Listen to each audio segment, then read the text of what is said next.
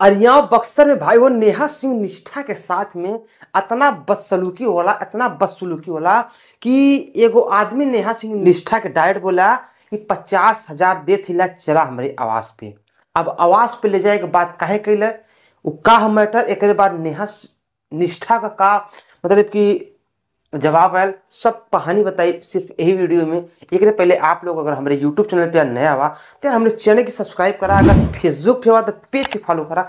चला पूरी कहानी विस्तार से बता देती भाई साहब। ऐसे कि आप लोग देखा था कि आए दिन कहीं न कहीं हर कलाकारों के साथ में कुछ न कुछ कांड हो ही जा रहा बा। अभी अनुपमा यादव के साथ में एगो कांड भइल है, अभी तक वो मैटर क्लीन ना भइल तब तक नेहा सिंह निष्ठा के साथ में एगो बहुत ही बड़ा कांड हो जाला।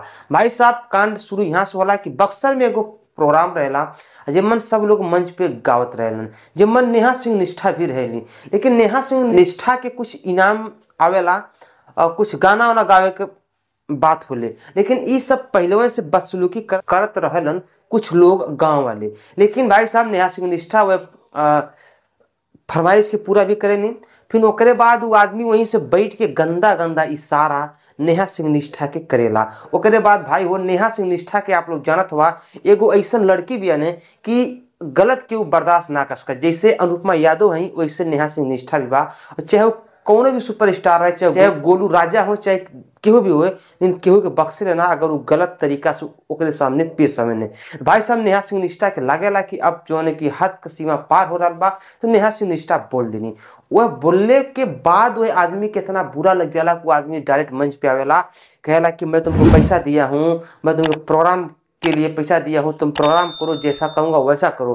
तो नेहा सिंह निष्ठा कहे नहीं, आप हमको प्रोग्राम के लिए पैसा दिए हैं, गंदे गंदे इशारे करने के लिए पैसा नहीं दिए हैं। लेकिन भाई साहब वो कहेला कि कितना रुपया तू लेबू का करबू, तेम थोड़ा बहुत बहस हो, लेकिन बहस सोच बात यहाँ तक कहिले कि वो आदमी कहेला कि 50,000 रुपया तुके दे थिला चल हमारे आवास। ओकरे बाद भाई साहब नेहा सिंह निष्ठा एकदम से गर्म हो जानी, एकदम गुस्सा में आ जानी और सीधा कहने की 50,000 रुपया तुम देकर करना क्या चाहोगे, जान अगर तुमको इतना पैसा तुम्हारे पास है जाओ अपने माँ बहन को दे दो, अपने रिश्तेदारों को दे दो और उनको आवास पे लेके जाओ, इधर हमको आवास पे ले जाने की बात नहीं करने का।